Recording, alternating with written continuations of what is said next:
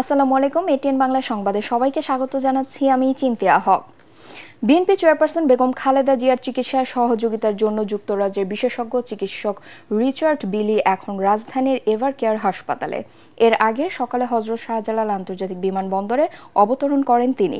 Richard বিলি এভারকেয়ারের চিকিৎসক দলের সাথে কথা বলে চিকিৎসা পরামর্শ দেবেন বলে জানা গেছে।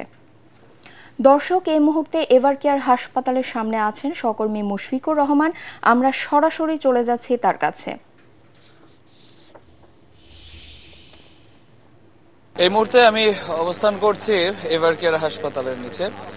আমার কাছে যে সর্বশেষ তথ্য রয়েছে, বিএনপি চেয়ারপারসন বেগম খালেদা জিয়ার যে সার্বিক পরিস্থিতি সর্বশেষ সেটাই জানানোর চেষ্টা করব। প্রথমত যে ব্যাপারটা, যে গত কালকে থেকে আমরা যেটা জানতে পেরেছিলাম যে তার শারীরিক পরিস্থিতির সার্বিক তত্ত্বাবধানের জন্য যুক্তরাজ্য থেকে আসলে মেডিকেল টিম আসার কথা। সেই টিমে কিন্তু আসলে একজনই এসেছেন, তিনি হচ্ছে রিচার্ড বেইলি। তিনি কিন্তু এরই মধ্যে এভারকেয়ার হাসপাতালে তিনি প্রবেশ করেছেন এবং গতকালকে চায়না থেকেও একটি বিশেষজ্ঞ ডক্টরের দল এসেছেন এবং আজকে কিন্তু আরেকটি চায়না থেকে বিশেষজ্ঞ ডক্টরের দল আসার কথা তার শারীরিক যে পরিস্থিতি সেটা তত্ত্বাবধান করার জন্য। এবং তারাই কিন্তু আসলে মূলত তার যে চিকিৎসার জন্য যে মেডিকেল বোর্ড গঠন করা হয়েছে সেই মেডিকেল বোর্ডের সাথে কথা বলে এবং তার সার্বিক পরিস্থিতি তত্ত্বাবধান করে তারপরে কিন্তু সিদ্ধান্ত দেবেন যে তাকে কি এখানে রেখে চিকিৎসা করা হবে নাকি বাইরে নেওয়ার জন্য বা বিদেশে নিয়ে চিকিৎসা দেওয়ার জন্য তিনি আসলে কতটুকু তার শরীর আসলে মানে সহায় হবেন বা তার শরীর কতটুকু সায় দিবেন সেই ব্যাপারটা আসলে তারা আসলে নির্ধারণ করবেন, তেমনটি বলেছিলেন গতকাল ডক্টর এজেডএম জাহিদ হাসান। এছাড়া তার নিরাপত্তার জন্য গতকাল থেকে কিন্তু আসলে স্পেশাল সিকিউরিটি ফোর্স সেটা কিন্তু নিয়োজিত রয়েছে, এসএসএফ।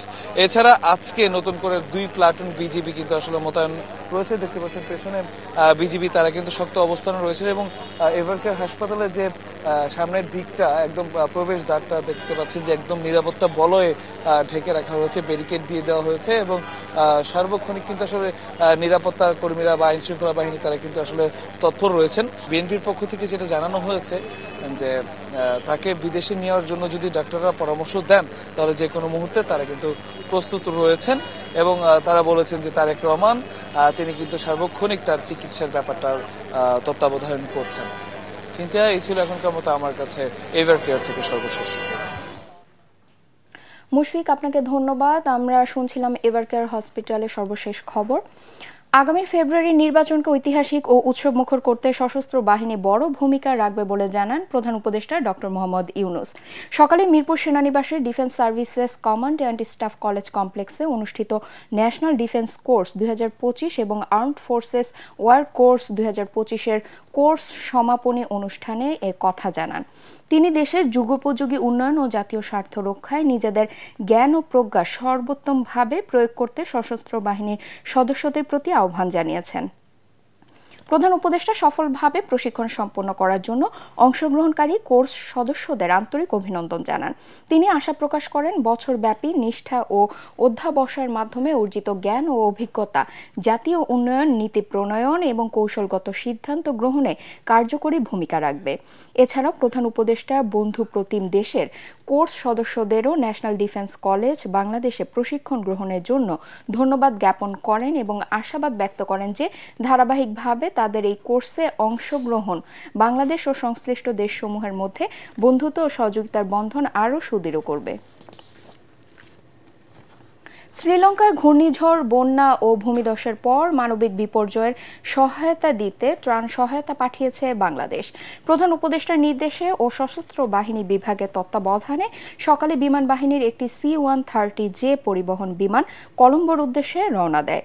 বিমানে ত্রাণ সামগ্রী ও উদ্ধার সরঞ্জাম ছিল।